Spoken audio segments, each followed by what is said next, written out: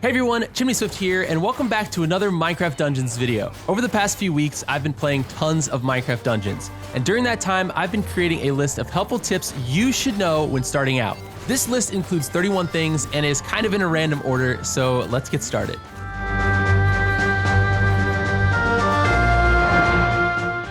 When setting up your character, don't stress too much about trying to pick the perfect skin. These are purely cosmetic and can be changed at any time. There really isn't a character class structure in Minecraft Dungeons, at least not in the traditional sense.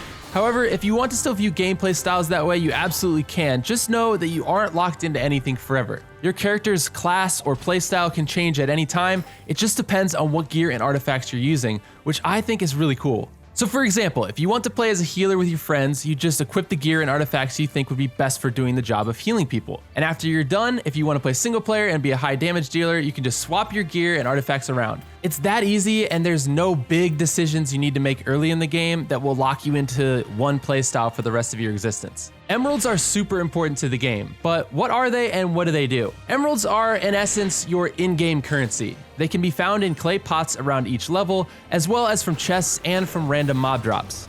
Enchantments like Prospector on your weapons can increase the chance that emeralds will drop from mobs after you kill them. Emeralds are important because they are used as currency when it comes to buying weapons and armor from the blacksmith and artifacts from the wandering trader. Both of these merchants act as a way for you to earn random loot at camp by spending emeralds. Utilizing these merchants can be very useful as well when it comes to power leveling, which I'll show you how to do in an upcoming video, so stay tuned for that.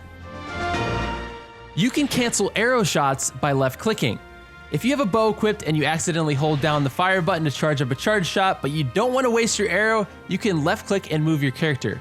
Then while holding the left mouse button to move, you just let go of the right mouse button and it'll cancel your arrow. Keep in mind though, this can only be done with a bow, as crossbows fire immediately. The current max power level for your character, as well as items, artifacts, and weapons, is 108. Speaking of power level is different from character level. Character level increases based on XP earned, and each time you increase your character level, you gain 1 enchantment point. Power level is essentially the score given to your character that measures its current power, I guess, for lack of a better term. But it's based on an average of the gear and artifacts you have equipped and the power level of those items. Power level and character level are completely independent of each other. For example, you could very easily have a character that's level 40, but has a power level of 55. Or vice versa, as that same level 40 character could also have a power level of 33. Salvaging armor, weapons, and artifacts you don't need will give you more emeralds. The amount of emeralds you get back depends on the rarity and power level of that item. Don't be afraid to salvage an item that you've previously enchanted. Even if an item has an enchantment on it and you salvage it, you'll still get those enchantment points back. Knowing this early on means you can test out different enchantments and their effects without the fear of feeling like you're making some huge monumental decision. If you don't like the enchant you tested, just scrap the item and get your enchantment point back. By the time you're at endgame, you'll have a really great understanding of what each enchantment does and how best to use it. There are 3 levels of rarity in the Minecraft Dungeons item hierarchy. There are common items, rare items, and unique items. When playing Minecraft Dungeons, you don't have to pick between dealing melee damage or dealing range damage. You can do both, as each character has a melee weapon and a ranged weapon slot, which means you'll easily be able to use both weapons in combat.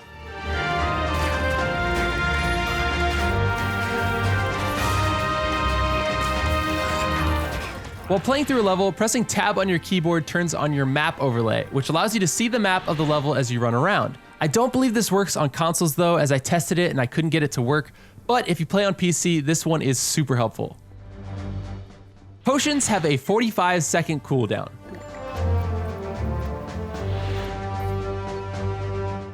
Artifacts are like your abilities. Think of it as a 3 ability bar with cooldowns. To get different abilities for your character, you need to find or unlock all the artifacts in each of the levels.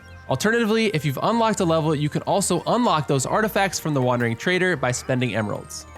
Inventory size is unlimited, at least that I know of. I don't know of anyone yet who has filled it up, but even so, don't be afraid to salvage items you no longer need. Chances are you'll quickly outlevel your gear anyway, so don't get too attached. This is especially true if you follow my power leveling guide, which I'll be creating soon. If it's out by the time you watch this video, then check the description as I'll add the link to it once I have it uploaded. Anyway, when salvaging an item, just remember that there's a good chance you'll be able to track down that item again later in the game at a much higher level. Explore the entire map in each level to find all the secrets, chests, and mobs. I know at times it's tempting, but don't just follow the quest markers. Persistent buffs on your player are shown at their feet.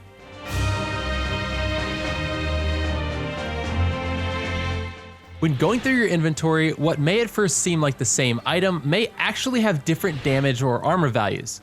It will likely have different enchantment possibilities as well, so pick carefully when equipping or salvaging items. Pigs with chests on their backs, aka loot pigs, contain loot, but they're very quick, so kill them fast before they run away.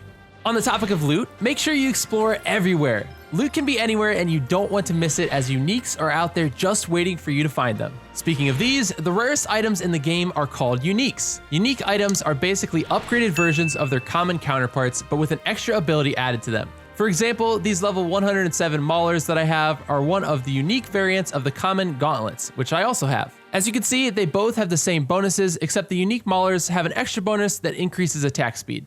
Certain parts of each level stay the same each time you play them, but other parts are randomly generated, so don't spend too much time studying the maps of each level. Chances are the next time you play that level, the layout will look a lot different.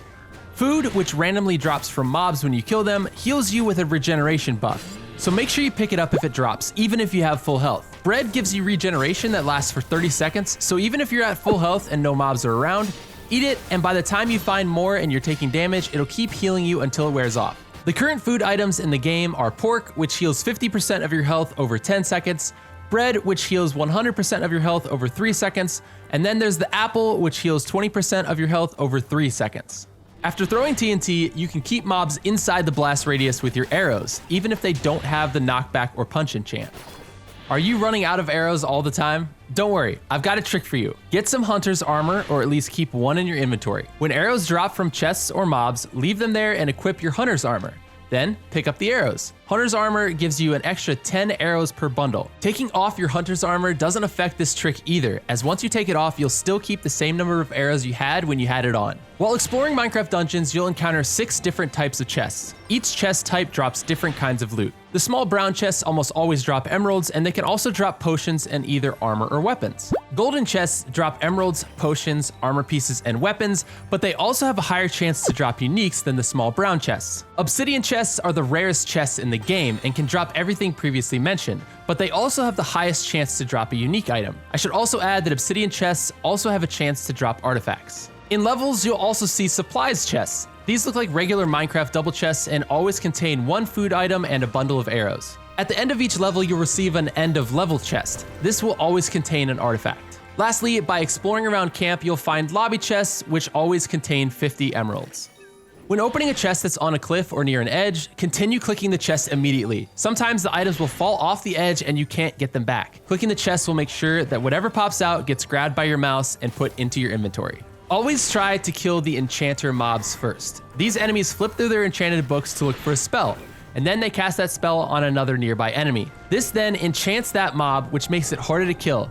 But if you manage to kill the enchanter first, then it'll stop this process from even happening. Or if they successfully have enchanted another mob, killing them will disable the enchantment. Occasionally explore around camp. Different things get unlocked around camp as you progress through the game.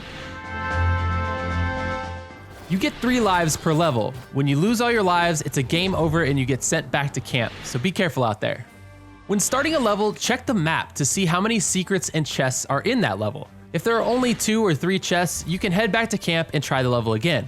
Each time you start a new level, the amount of chests and secrets can vary, since parts of the levels are randomly generated. So you can essentially restart over and over until you get a level with a higher chest count, which will give you more loot in that run if you find them all. Last tip here, guys, subscribe to my channel for more videos, guides, and tips on Minecraft dungeons. All right, guys, well, I sincerely hope you enjoyed this video showing you 31 helpful tips for Minecraft dungeons. If you enjoyed the video, please consider subscribing, and if you do, click that bell icon as well so you get notified each time I post a new video. Also, I'd like to invite you to join our awesome gaming community on Discord. There you can meet up with like-minded people to discuss Minecraft dungeons, as well as the latest games, team up in your favorite game, discuss my videos, and a whole lot more. I hope to see you there. Thanks again for watching, and I'll see you guys in the next one. Peace.